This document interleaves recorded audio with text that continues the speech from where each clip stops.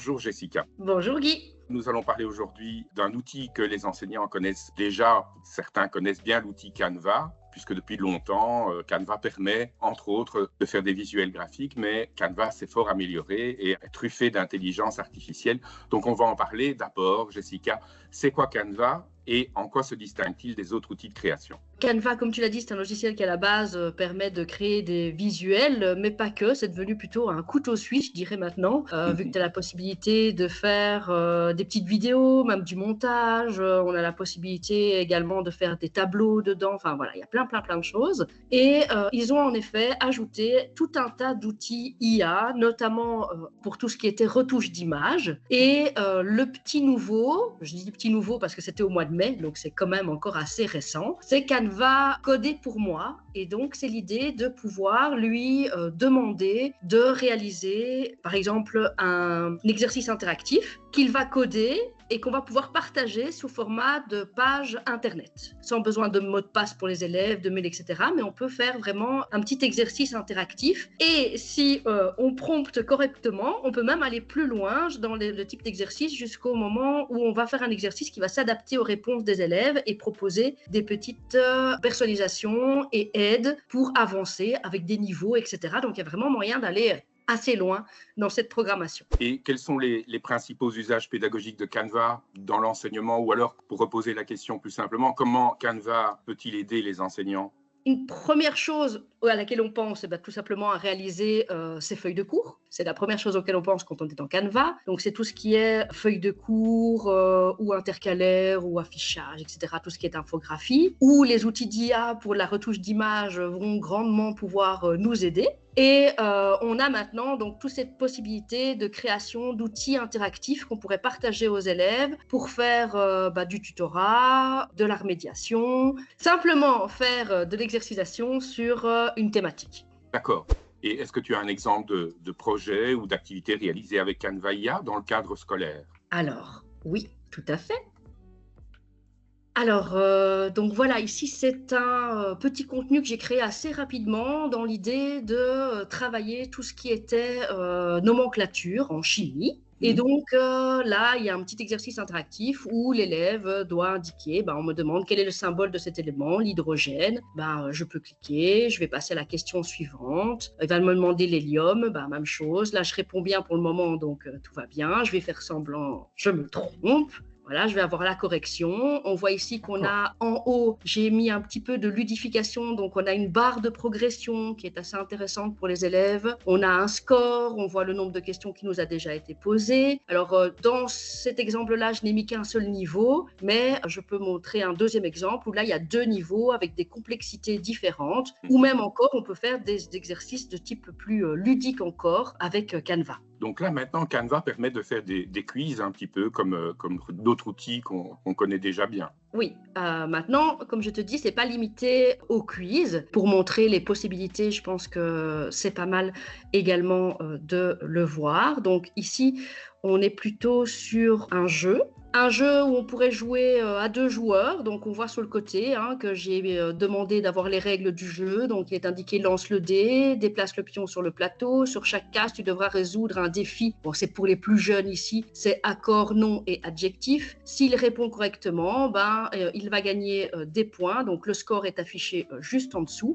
Et donc, ça, c'est une activité que les élèves pourraient faire sur une interface, une tablette ou un PC. Et ils jouent par 2. On a le petit dé qui est ici. Donc, je peux lancer le dé. Quand on lance le dé, ça fait avancer sur les petites cases. J'ai mon défi qui apparaît. Je peux le révéler. Il faudrait répondre, bien entendu.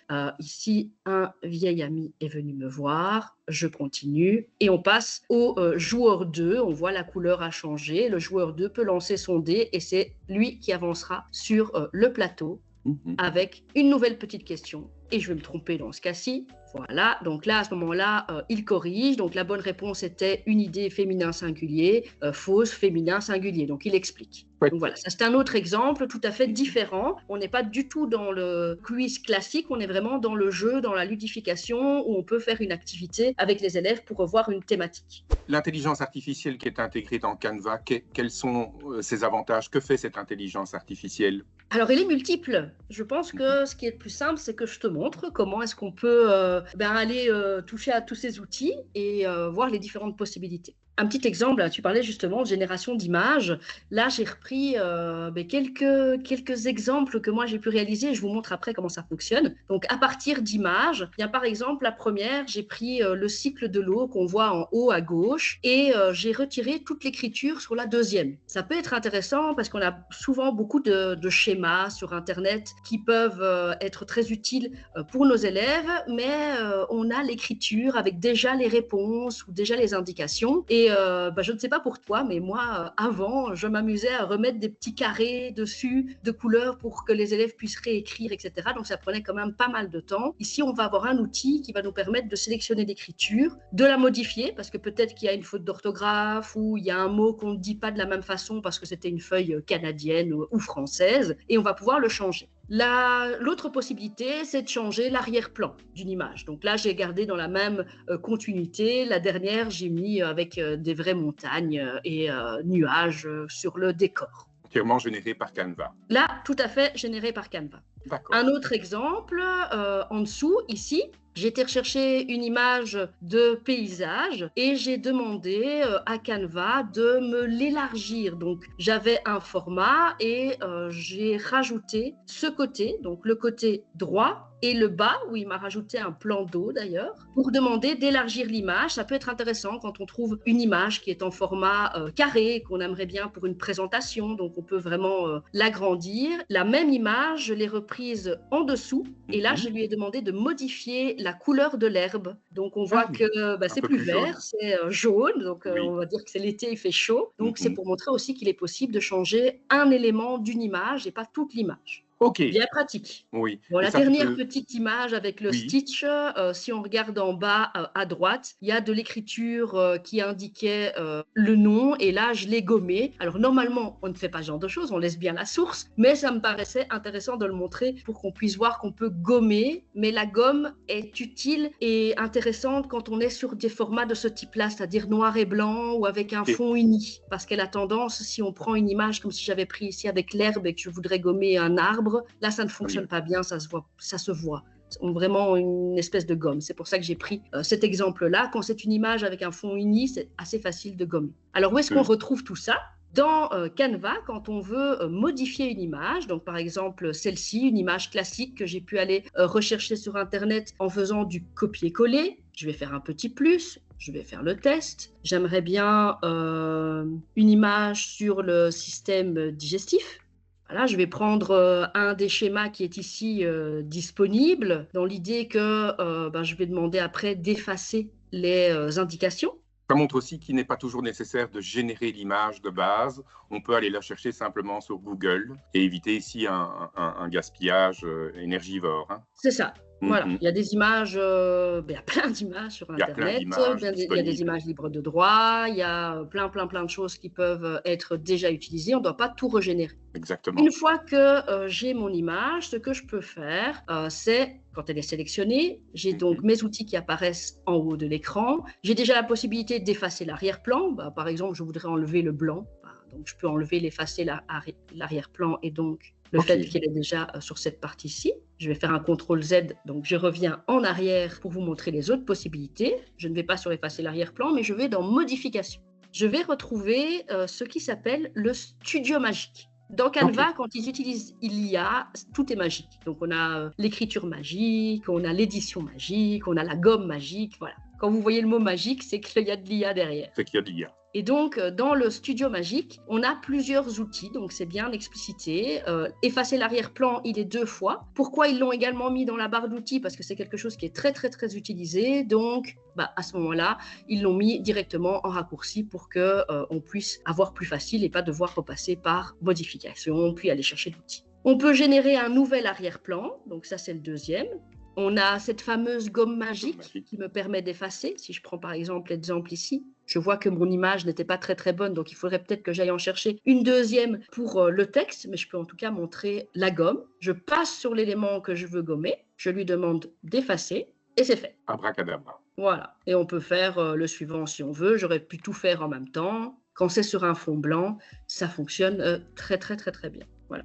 Là, à ce moment-là, je pourrais fermer et on voit déjà que j'ai effacé tout le côté droit. Je vais faire un deuxième exemple avec une image de meilleure qualité pour avoir du texte. Comme ça, ce sera mieux. D'accord, Voilà. donc là, tu as simplement placé une image dans Canva, dans le C'est ça, navigateur.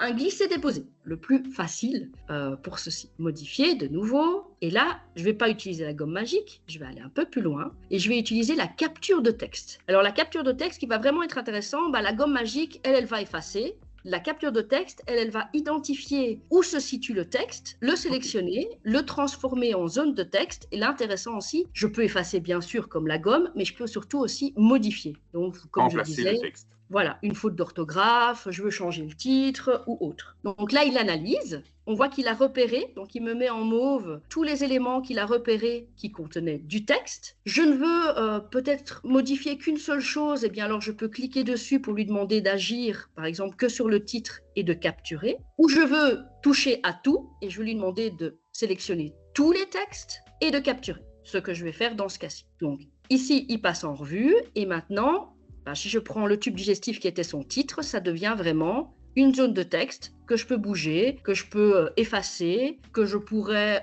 changer. Le tube digestif, mais le système.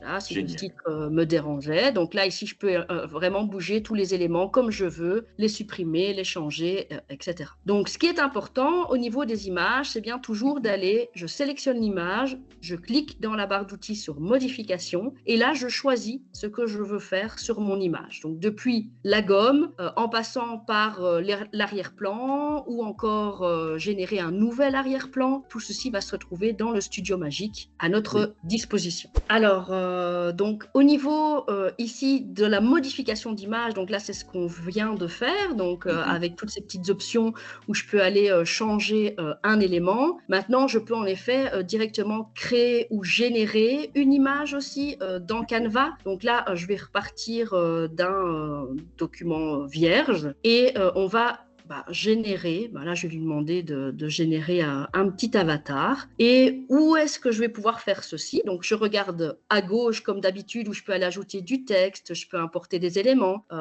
générer des outils, mais j'ai un petit peu plus bas, en dessous des applis, en fait il faut continuer à descendre et on va retrouver le média magique. Et donc là, au niveau du média magique, quand je clique, il me propose, donc je peux demander de générer une image, demander de générer une illustration ou alors une courte vidéo. Si je prends ici, je vais partir sur une illustration. Alors, un personnage masculin, la quarantaine, moustache, légère barbe, chauve. Là, ce que je vais rajouter maintenant, c'est le style. Donc, je vais le dire dans un style cartoon et je vais demander de générer l'illustration. Il y a une différence entre illustration et image. Ici, c'est pour ça que je le fais dans l'illustration. Donc voilà, là j'ai un premier. Je pourrais demander de générer à nouveau. Il faut savoir qu'il génère toujours par 4. Donc là, on va dire que je vais garder celle-ci. Ne pas oublier qu'ici, je pourrais déjà, avec mon image, utiliser de nouveau la modification, aller dans mes médias magiques comme j'avais là tout de suite et pouvoir changer peut-être la couleur de ses cheveux parce que la couleur ne me correspond pas ou je veux changer la couleur du t-shirt, donc je vais pouvoir le faire avec les outils. Donc là, j'ai une première base. Si je fais la même chose dans une image, on va voir directement la différence. Oui, c'est peut-être plus réaliste quand il s'agit d'une image. Là, j'ai demandé un style cartoon. J'aurais pu demander du réaliste. Alors, j'aurais dû demander une photo réaliste et alors avec les différents éléments. Voilà, là, j'ai un autre style. Alors, la grosse différence, c'est que quand c'est une illustration, je vais avoir une image sous format PNG, c'est-à-dire un PNG, ça veut dire qu'il n'y a pas d'arrière-plan.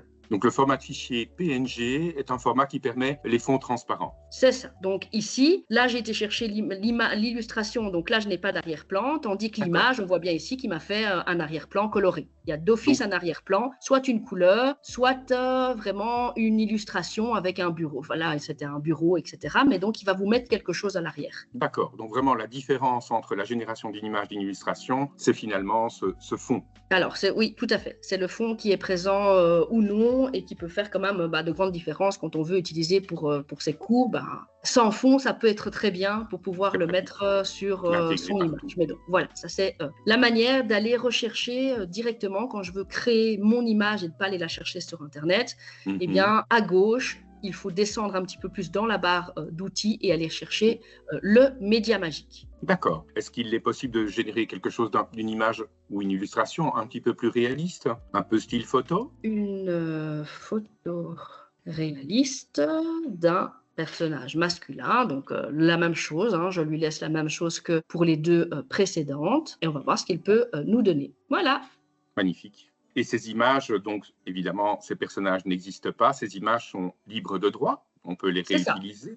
Alors, D'accord, des images qui sont générées par l'IA sont libres de droit. d'accord. Donc, vraiment, ce sera en fonction de ce que vous allez demander. Si on va demander une image, un élément qui serait crayonné, donc dessin noir et blanc ou crayon de couleur, il va vous le générer. Ça va être important de préciser le style. On peut essayer en crayonnant? Là, on est clairement au crayon. Ah oui, super. Donc là, j'ai un peu de tout. Donc l'important sera vraiment d'exprimer quand on veut faire créer des images. Il est quand même important de connaître un petit peu le vocabulaire de l'image. Donc aussi, est-ce que vous voulez un gros plan? Est-ce que vous voulez un personnage où on va voir les pieds? Donc en général, dans Canva, quand on veut voir les pieds, il faut préciser que vous voulez des chaussures de telle ou telle couleur. Alors en général, à ce moment-là, il fait un personnage de plein pied. Donc ça, c'est principalement pour les images. Maintenant, je vous avais montré en exemple la possibilité de réaliser des petits exercices interactifs ou des exercices de remédiation ou autres. Ça, ce n'est pas du tout la même procédure pour pouvoir utiliser cet outil-là. Pour utiliser Coder pour moi, je dois repartir de l'interface de démarrage de Canva. Donc vraiment là où j'arrive quand j'ouvre mon compte. Donc ici, je suis dans Canva et je vois, il me demande qu'allez-vous enseigner aujourd'hui. J'ai mes designs, les modèles qui sont déjà disponibles dans Canva pour qu'on puisse créer plus rapidement. Et j'ai le petit bouton à côté qui est IA Canva. Si je veux créer un exercice du style chimie ou grammaire que j'avais fait, je peux cliquer. Et plusieurs possibilités. On a directement de nouveau généré une image comme j'avais là tout de suite quand j'étais dans mon design avec le média magique. Je peux lui demander de commencer la rédaction d'un document. Et puis, j'ai le petit côté qui est coder pour moi. Alors, je clique sur coder pour moi et là, il va me donner des petits exemples. Donc, par exemple, créateur de liste de courses, ça, c'est des éléments à cocher, des certificats, des quiz de biologie. Si je descends, il y a déjà aussi des modèles. Par exemple, je veux une frise chronologique interactive. Admettons que j'aimerais ceci. Je peux cliquer. Ce qu'il fait, c'est qu'il vient me mettre le prompt qui pourrait me permettre de créer ce type d'exercice. Je pourrais maintenant le modifier. Là, il est indiqué « Créer un composant interactif de chronologie historique qui suscite l'intérêt des élèves. Commencer par un exemple de chronologie des civilisations anciennes, présentant des événements clés égyptiens, grecs et romains avec des cartes d'information extensibles et un style visuel cohérent. En guise de suivi, me demander les événements, périodes historiques spécifiques à inclure, le groupe d'âge des élèves, d'orientation, le thème, etc. » Donc là, le prompt qu'il vous propose, c'est l'idée que dans ce prompt, il y a déjà, quand il met en guise de suivi, c'est-à-dire pour générer correctement ce qu'on veut, l'IA va demander les périodes que l'on veut inclure, pour quel type d'élève, quel âge, quel type de cours et quelle est notre préférence visuelle, donc coloré, sobre, voilà, tous des éléments comme ça. Donc ça, c'est déjà une bonne base pour démarrer quand on ne sait pas encore très très bien quoi demander. Est-ce qu'on peut voir le résultat? Donc là, je lui demandais en effet de le coder. Donc je peux envoyer. On voit ici clairement le code. Donc là, il est dans son processus. Il va commencer à coder. Si on s'y connaît un petit peu, on peut déjà un petit peu regarder ce qui va être généré.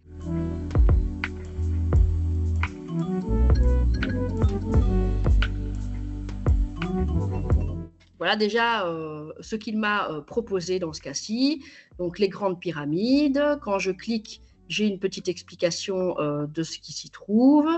La démocratie athénienne, je peux cliquer, je vais avoir aussi une petite explication. Donc, c'est lui qui a mis les différents éléments. L'Empire romain, même chose. On voit ce que ça donne. Alors ici, c'est un aperçu. La taille, normalement, est plus grande et prend tout l'écran. Donc, c'est vraiment pour voir ce que ça peut donner. Et maintenant, on voit sur le côté gauche, il y a écrit version 1 et je pourrais continuer. Donc maintenant, je pourrais lui demander de mettre des modifications ou de dire quels événements j'aimerais bien qu'ils soient placés, etc., etc. Donc, on va pouvoir interagir sur cette création. On pourrait par exemple ajouter la civilisation mésopotamienne. Tout à fait.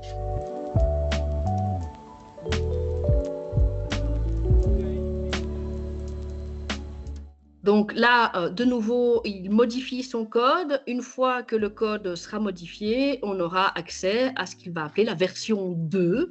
Et ce qui est intéressant, c'est que je peux toujours passer d'une version à une autre. Donc la version 1 est toujours là. Donc si jamais je ne suis pas satisfaite, je me dis « Ah non, ce n'est pas du tout ça », je vais pouvoir lui dire « Repars de la version 1 et change tel ou tel élément ». Donc, ce n'est pas parce qu'on a fait une modification qu'on n'a pas la possibilité de revenir. La version 2 est ici. Maintenant, c'est elle qui m'affiche. Je vois avec le début, avec maintenant, comme tu dis, il a mis le code d'Hammurabi qui était présent avec la petite explication de cet élément, s'il commence à rajouter. Mais la une est toujours présente, donc si je clique dessus, je peux venir à l'arrière et modifier au fur et à mesure. Bon, bien sûr, pour les enseignants qui ne sont pas familiarisés avec le codage, on peut évidemment travailler à Canva sans du tout toucher à la partie codage. Voilà, c'est vraiment juste interagir sur les éléments. Donc, je vais dire ce que je veux qu'il crée, je vais poser des questions et il va le générer au fur et à mesure. D'accord. Et donc, si on est satisfait du résultat… Ici, une fois qu'on a terminé, on a la possibilité d'utiliser ce qu'on a créé dans un design. On peut alors à ce moment-là créer sur « Utiliser dans un design ». Plusieurs possibilités, un site web, une présentation, un document ou même encore un tableau blanc. En général, pour le partager aux élèves, moi j'aime bien le site web parce que je vais pouvoir juste leur donner l'adresse URL ou un QR code et ils arriveront directement sur leur page avec l'interface, l'exercice et il n'y a pas besoin de se connecter ou d'avoir un compte Canva ou autre. Ici. Voilà, donc là, on voit déjà que c'est beaucoup plus grand. Hein. Comme je t'avais dit, ça va prendre toute la page. Ce n'est pas comme l'aperçu. Donc, je vais avoir mon exercice qui est placé sur la première section. Il faut savoir que je pourrais ajouter une deuxième section. Donc, si je veux mettre plusieurs choses les unes à la suite des autres sur cette petite page, parce que peut-être que j'ai mis ici ma chronologie, mais j'aimerais bien mettre en dessous une synthèse ou encore une explication différente, et bien, je vais pouvoir le faire en ajoutant une section. Et donc, je vais pouvoir continuer de rédiger de manière un peu plus classique avec tous les outils que je vais avoir sur le côté gauche, donc le texte, les images et autres, si je veux rajouter des éléments. Et une fois que j'en suis satisfait, je vais pouvoir, en haut à droite, publier le site web. Bah, je peux le faire ici, après je pourrais le supprimer, c'est pas très compliqué. Mais donc quand je vais publier le site web, il va générer une adresse URL. Alors il faut savoir que quand c'est la première fois que vous allez le faire, il va vous demander d'écrire. En fait, dans Canva, vous allez avoir un petit morceau de serveur, si vous voulez, à vous, et vous devez générer le début de votre adresse URL. Donc moi, il s'appelle edulutic.minecanva, mais vous allez pouvoir l'appeler. Bon, je ne mettrai pas un nom de famille, je vous conseillerais plutôt de mettre une thématique ou un cours. Par exemple, histoire.canva.site, par exemple. OK. Et puis, quand vous allez créer, au fur et à mesure, lui, il va vous proposer la suite, donc la fin de votre URL. Donc, l'URL commencera toujours de la même façon, par ce que vous avez décidé. Et puis là, moi, il m'a mis création d'un composant interactif de chronologie historique pour les élèves. C'est un peu long. Je pourrais cliquer sur le petit crayon et changer cette fin. Peut-être mettre juste chronologie, voilà, chronologie interactive. Donc, je peux modifier la fin de mon URL pour ne garder qu'un petit élément. Voilà, ce qui peut être plus facile aussi pour le communiquer aux élèves. Comme le début de l'URL sera toujours le même, après, je personnalise la fin et ils peuvent avoir accès aux différents éléments. Une fois que c'est publié, je vais avoir le lien. Voilà, j'ai le lien du site web. Je peux même aller voir le site web si je veux directement pouvoir tester. Alors ici, on n'a pas fait de modification, hein. Je n'ai pas fait des grandes modifications, donc on est resté sur l'élément de base. Si c'est vraiment quelque chose que je devrais donner aux élèves, bah, d'abord j'aurais continué en lui demandant d'augmenter la taille de l'interface où on voit la ligne du temps, donc j'aurais changé des choses, mais sachez que donc on peut toujours personnaliser ce que l'on produit. Dernière petite chose, bah, quand vous avez créé, vous l'avez peut-être partagé aux élèves et puis il y a peut-être finalement un petit élément qui ne fonctionne pas bien ou vous voulez ajouter quelque chose. Comment faire pour retourner sur cet outil? Bien, là, je vais repartir sur l'interface de base de Canva, donc la page où j'arrive quand je me connecte. Je vais bien rester sur l'IA de Canva, puis je vais cliquer sur Coder pour moi et sur le côté gauche va apparaître toutes les dernières discussions que j'ai eues avec l'IA, où j'ai créé des exercices ou d'autres pour l'école ou encore autre chose. Donc, je peux retourner dedans et à nouveau afficher mes différentes versions. Et on est vraiment dans le même format de prompt qu'un outil classique comme Copilot, ChatGPT ou Claude AI, hein. C'est vraiment le même principe, hein. C'est ça. Donc voilà, là je retourne, j'ai demandé de faire une petite animation visuelle pour expliquer comment fonctionnait le deep learning. Et bien là je clique sur ma version 3 et je peux de nouveau l'afficher avec pour voir comment est-ce que la phase d'entraînement en deep learning fonctionne. Et là j'ai fait une petite, je lui avais demandé de faire une animation en passant par les différentes couches, etc. Donc on a les différents éléments qui sont placés. C'est toujours disponible. Je peux aller remodifier et quand c'est modifié, de nouveau l'utiliser et le republier.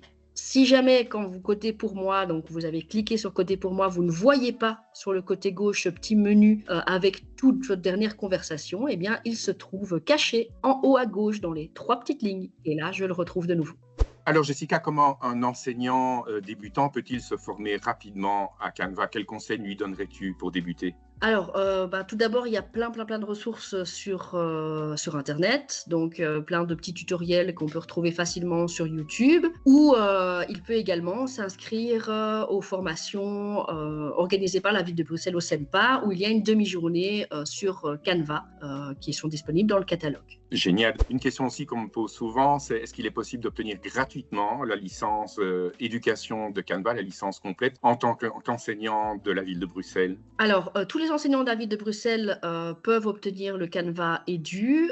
Pour cela, il y a un lien à suivre pour s'inscrire parce qu'on a déjà fait reconnaître l'entièreté de notre domaine, c'est-à-dire brucity.education, est reconnu par Canva pour avoir le Canva Edu, le statut Edu, avec tous les outils, notamment les outils d'IA que je viens de montrer. Le Coder pour moi, il n'est disponible que dans sa version Canva Edu. Et donc, ceci, on avait eu toutes les dernières explications avec tous les liens sur lesquels on pouvait cliquer pour se connecter dans les newsletters ou au niveau de l'intra-IP. D'accord. Éventuellement aussi, on peut te contacter directement si on a un souci avec la licence. Et j'imagine bien que c'est avec l'adresse email brucity.education, l'adresse email délivrée par la ville de Bruxelles. C'est ça, il faut avec celle-ci. Et donc, on aura le statut enseignant. On va pouvoir créer des classes dans le Canva, mettre nos élèves et également l'adresse des élèves, donc stu.brucity.education, est également reconnue pour avoir toutes les options du Canva Edu. D'accord, mais on ne va pas directement dans le navigateur sur Canva. On va d'abord cliquer sur le lien qui est délivré le lien par le d'invitation. SEMPA. Eh bien, merci Jessica. Nous savons maintenant avec l'outil Canva générer des images, des quiz et d'autres outils magiques. Je te remercie et je te dis à bientôt, peut-être pour un autre tutoriel. À bientôt Guy. Et un grand merci. Merci à toi.